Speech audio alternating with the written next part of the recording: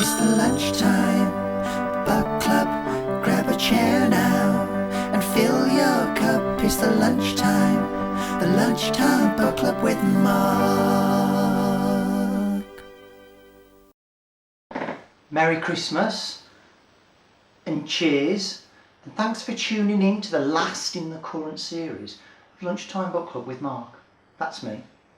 And this time we're going to be reading a beautiful story set in the picturesque town of Cannock, written by me and illustrated by me. But we're not here to talk about how great I am. That's a given. So sit back and enjoy The Wizard of Cannock. High green just north of Chadsmore, the land of chavs. Just make sure you lock your door and nick your balls if they weren't in a bag.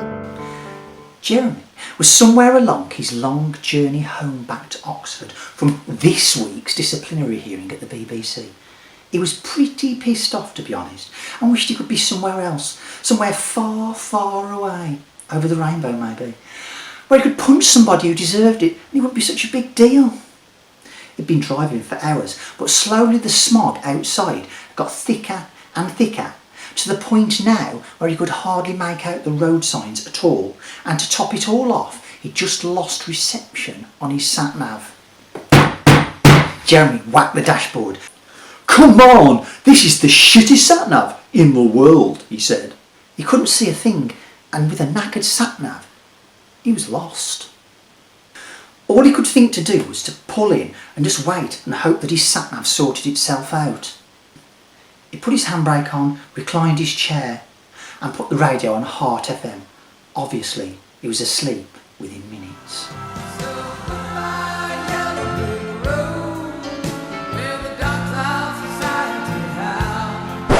Tap, tap, tap. He was awoken by a tapping sound on the window. He slowly came round and raised his head, and terror filled every bone in his body as he looked up at a sign that read, "Welcome to the Knock." "Shit, shit, shit," he exclaimed. "Of all the places! All I want to do is get home, back to Oxford."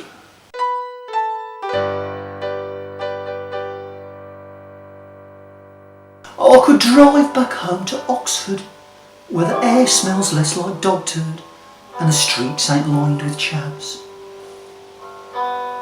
Handbrake off, in top gear. Get the fuck right out of here.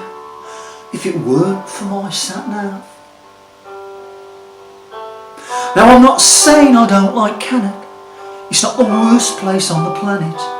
Have you been to Baghdad? All the time I'm saying is that I'm just fucking praying I can sort out my sat-nav. Tap, tap, tap came again on the side window, scaring the life out of Jeremy, and as he looked through the window he could make out the most unpleasant sight that was one of the locals.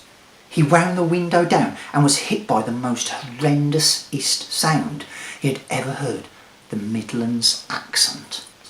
But it looked like the local was holding a gun. Don't shoot me, please," said Jeremy. "Don't be stupid," said the local. "I even got a gun." Jeremy looked down at what the man was holding. On second thoughts it looked like some sort of electrical device, but the man swiftly put it under his jacket as soon as he saw Jeremy looking. "You need some help, don't you? You am lost," said the local man. "As a matter of fact, yes I am. What's with all this smog? Does everybody drive Volkswagens around here?" "Nah, that's just a mixture of all the fumes from the chavs vaping, mixed with the smoke. The little fuckers are set fire to the park, you know, you get used to that round here." "Well, the main reason I'm lost," says Jeremy, "is my sat-nav has packed up. I really need a new one." "Well, you're buggered then, are you? Because there's nothing open around here at that time of night," says the local man. But what?" says Jeremy. "But I could always go and see the wizard," says the local man, looking into the distance. "The wizard?" says Jeremy. "The wonderful Wizard of Cannock. He can get his hands on anything if you know what I mean." Jeremy got out of the car and looked into the distance through the smoggy air where he could make out a tall tower with satellite dishes and shit all over it. "And how do I get there?" said Jeremy. "Well, that's easy," said the local. "You just follow the Pie Green Road." "Follow the Pie Green Road?" "Yeah, you just follow. Follow the Pie Green Road. Don't forget your stab vest," says the man walking into the distance. Just follow the Pie Green Road," said Jeremy. "Sounds legit." So off Jeremy went, following the Pie Green Road. Follow the Pie Green Road. Follow the Pie Green Road. And the streets were indeed lined with chaps. Drunken chaps. It reminded Jeremy of a scene from Shaun of the Dead. But all this following the Pie Green Road shit had given Jeremy a bit of a thirst, so he thought he might stop in the next pub for a quick shandy. He pushed his way through the scum to the bar where he ordered himself a beverage. But while he was waiting, he couldn't help but notice the man sitting on a bar stool next to him looked as miserable as sin. "I know it's a shithole, mate," said Jeremy, "but come on, just get pissed like everybody else." "Well, that's just the trouble," said the man sadly. "See, I've wasted my liver drinking, and the doctor said one more drink could finish me off. All I want to do is get pissed like everybody else and forget that I live in Cannock. I could frequent the local boozers, get smashed like all these losers, if it weren't for this old liver. And I wouldn't have to worry about 20 pints and then a curry, if it weren't for this old liver.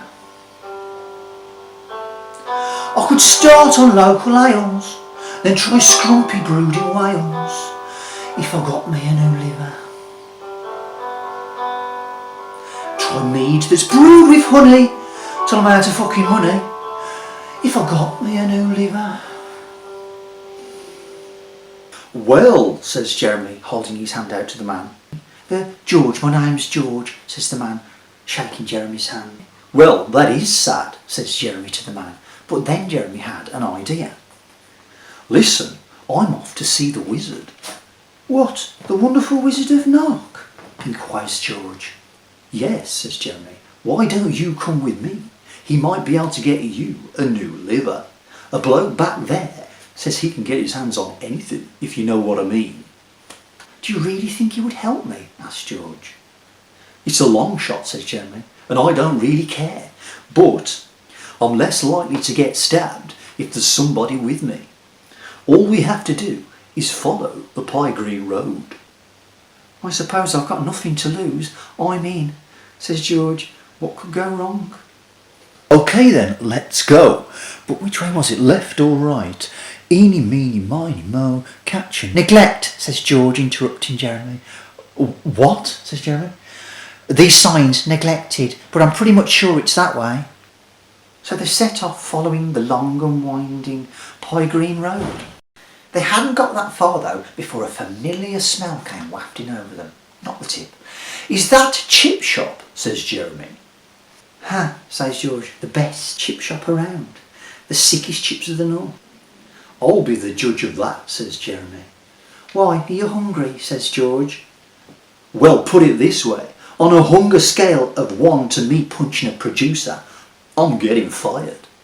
They walked into the chip shop and joined the queue behind a familiar looking wheelchair-bound gentleman who was trying to order. "Kebab meat and chips in a tray, please." "What? Say that again," says the woman. "Kebab meat and chips in a tray, please." "Jesus, has Skynet gone live?" says the woman. "We speak English in Pie Green." Sorry," says Jeremy, bending down to the gentleman in the wheelchair. "What's your name?" "Stephen.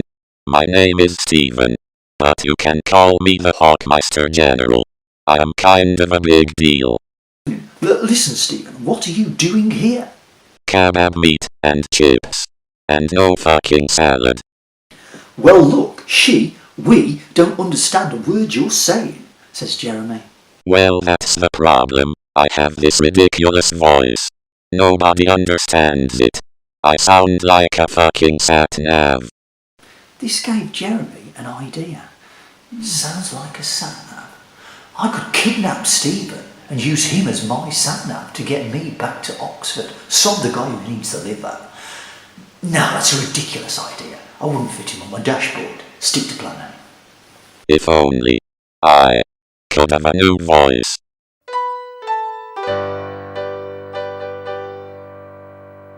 Oh, I could sing like Aretha Franklin. Use automated telephone banking if it weren't for my crap voice.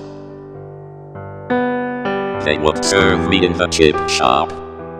Maybe even One Stop if it weren't for my crap voice.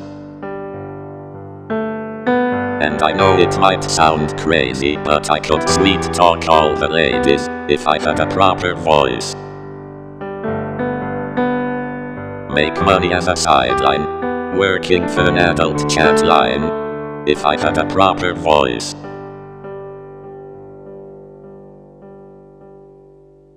Yeah, anyway, we're off to see the Wizard of Cannock.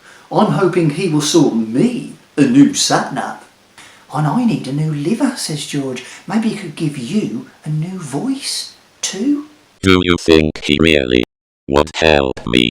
Highly unlikely, says Jeremy, but I'm hoping I can get a lift on that to the Whizbits Tower, pointing at Stephen's wheelchair. So let's focus on the positives, eh? Are you in or out? Well, I would sell my favorite skateboard for a new proper voice. So I am absolutely in. To the max. In every sense of the word. Except the in the closet sense of the word, of course. Not that I was in the closet. Lol. Shall we move on? I'll take that as a yes, says Jeremy. Now budge over, jumping on Stephen's chair. I'll take the controls from here. A star in a reasonably priced mobility scooter. It was all quiet now, apart from the hum of Stephen's chair, but then the chair jolted to a halt. Ow! Bloody hell! That's my foot! Watch out, will ya? Came a voice from someone lying in the gutter. They looked down to see a scruffy-looking local holding his foot on the pavement. Well, maybe you shouldn't be sitting on the floor, said Jeremy. What are you doing down there anyway? Well, it's a long story, the bloke replied. OK, well, we'll be getting on then, said Jeremy. But I'll tell you, says the man, ignoring Jeremy. So I used to have my own business. I was a builder, you know. But one day I got up to go to work and my van wouldn't bloody start, would it?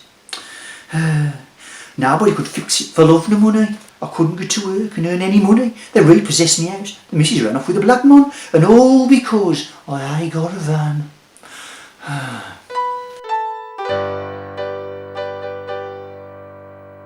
Oh, I ain't been bloody funny. I used to make some fucking money. Oh, when I had a van.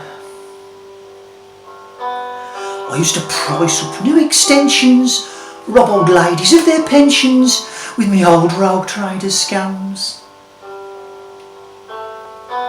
Oh, I could get my life back, and maybe get my wife back, off of that black man.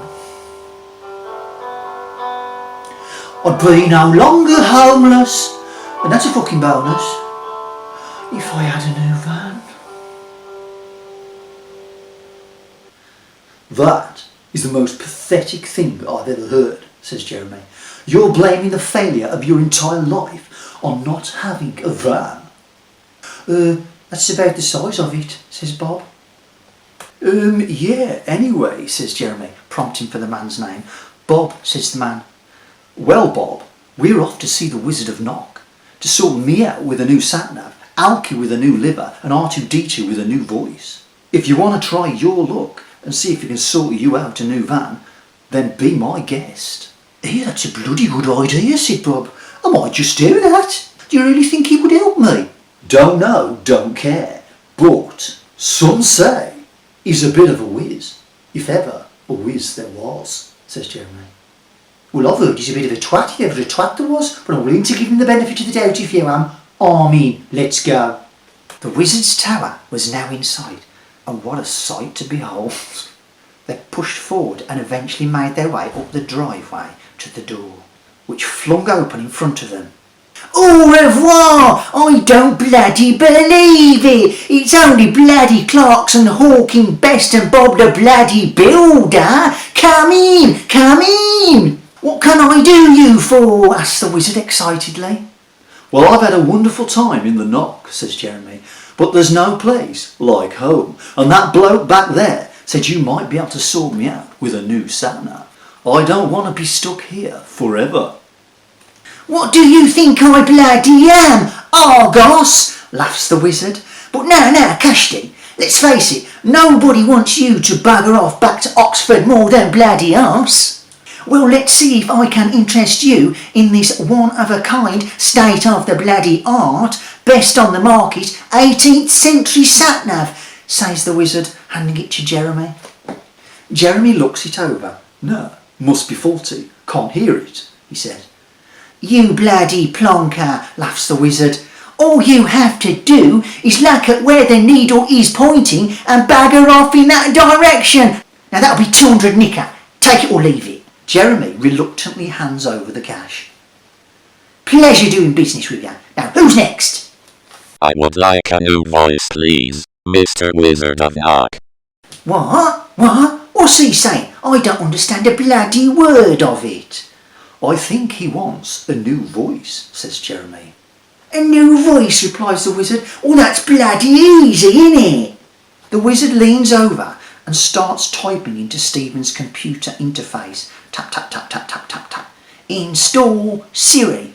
There you go. Bloody Cashty. Right then, let's test your new bloody voice. Stephen, where would you look if you wanted to find a spider? Searching the web. Well, that's certainly a slight improvement, says Bob. And all for a ridiculously small fee of 300 nicker, says the wizard, who was now logging into Stephen's PayPal account, transferring the funds into his own account. And which of you suckers, gentlemen, are next, says the Wizard of Cannock.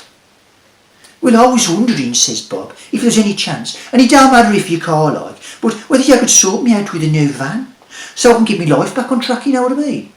Bloody hell! You dare to ask the Wizard of Cannock for a new van? Shouts the wizard. Yeah, says Bob. Well, it's your lucky bloody day then, isn't it? Says the wizard. See that lovely set of wheels over there? The wizard points out to the window to the three-wheel Robin Reliant. I'll let you take that reliable workhorse off my hands for a mere 200 nicker. I ain't got 200 nicker, replies Bob. Well, let's just stick it on Stephen's PayPal account again, shall we? And you can sort the details out later. Pleasure doing business with you. Well, I'm over the bloody moon, smiles Bob. Right, everybody's been done except you, says the wizard, looking at George. Well, I need a liver, please, Mr. Wizard, says George. Yeah, you and bloody everyone else in Cannock, says the wizard to Bob. What do you think I am, a bloody doctor? But now, let me think. The wizard thought to himself for a minute, but then had a bright idea. My Uncle Albert needs a new kidney. You could do a straight swap. You give Albert one of your kidneys and he gives you one of his livers. Voila! I think I've only got one liver, comes a frail voice from a room at the back. Shut up, you old plonker, says the wizard. But mind you, what if he is right? Here, I'll tell you what I can do better than that. He leans over to Stephen's interface and starts typing away again. Is that the NHS liver transplant waiting list you're hacking into? Asked Jeremy.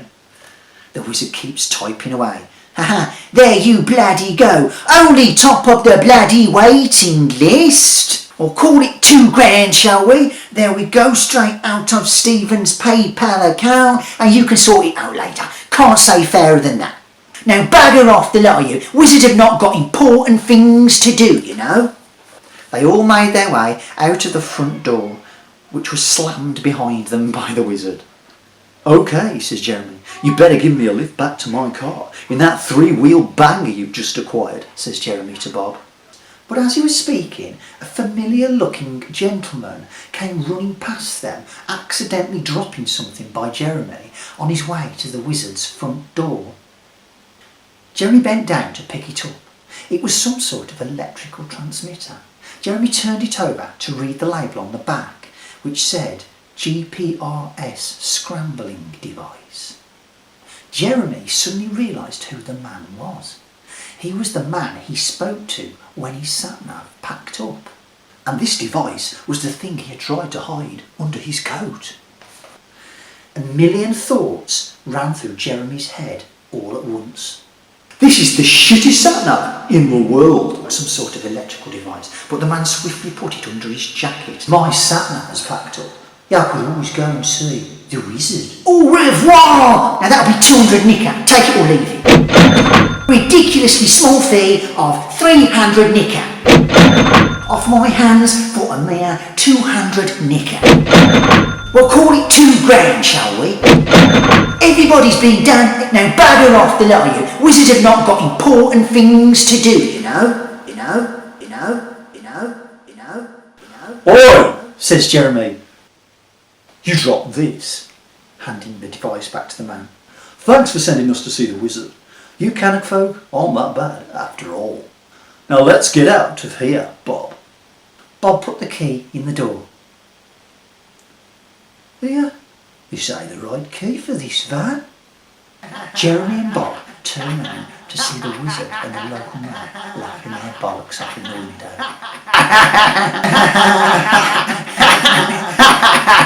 See, I told you he was a twat, Jeremy, says Bob.